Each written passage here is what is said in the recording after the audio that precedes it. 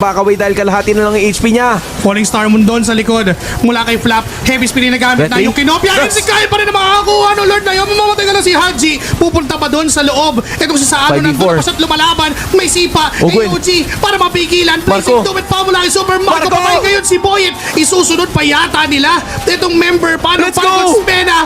Tatlo na dalawa yung wala. At tatlo yung dedepensa. Dire-diretso lang. May mga minions ba?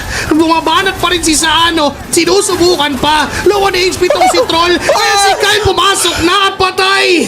Yung tatlong membro. May minions ba? Doon sa baba. Diretso nyo na doon. Sige Kyle, kunin mo na yan. Huwag ka na magtira. Huwag ka na magtira ng kahit ano, kahit yung orange objective. Okay. Ibarat mo na talaga. May Lord na nagmamarch sa sabad na ibaba. Dedepensa yung dalawa sa mga members. 8 seconds bago mabuhay si Boyet. May heavy spin silang hinihintay. Pero si Sano kasi yung natitira. So it's still gonna be AOK para sa Mena. Pero hanggang kailan sila makakadepensa? Okay.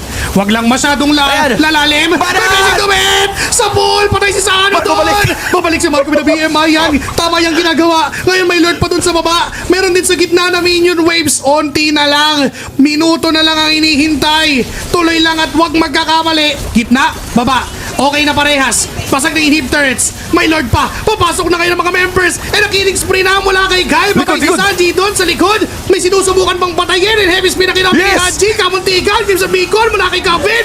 Pero isa na lang. Let's go! And yes sir, triple kill. Tapos na AOG pa. Ito na ang base na lang yung kailangan. Ito na Philippines. May maniac pa. Team Falcons PH is on the knockouts.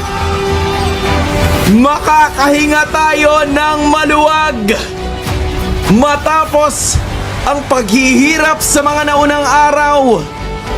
Lahat ng yon ay pwede nating iasa sa huling pag-asa ng Pilipinas. Team Falcons Philippines, they're not here to compete, they are here to show that we are still the strongest. Of course, major props pa rin kay Boyet. Mahal na mahal ka namin. Yang yakap na yan mula sa Team Falcons Philippines ay yakap na yan mula sa aming lahat. Pero Joshi, pasok tayo sa top 8. Sa wakas, nalataman tayo. Pero hindi tayo namena. Salamat, Falcons Philippines. At etong laban na to ay para sa'yo. Para sa ating lahat. Inaalay nito yung mga ganyang maliit na celebration, yung mga linis ng galaw, yung mga SOD na dito mama. Salamat sa ano. Grabe. Ano to? Para sa mga SOD na dito mama. Para sa mga heavy spin na walang naipit.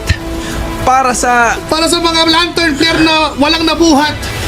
Para sa mga Crimson Beacon na nagpasakit ng ulo. Maraming salamat. Thank you for everything.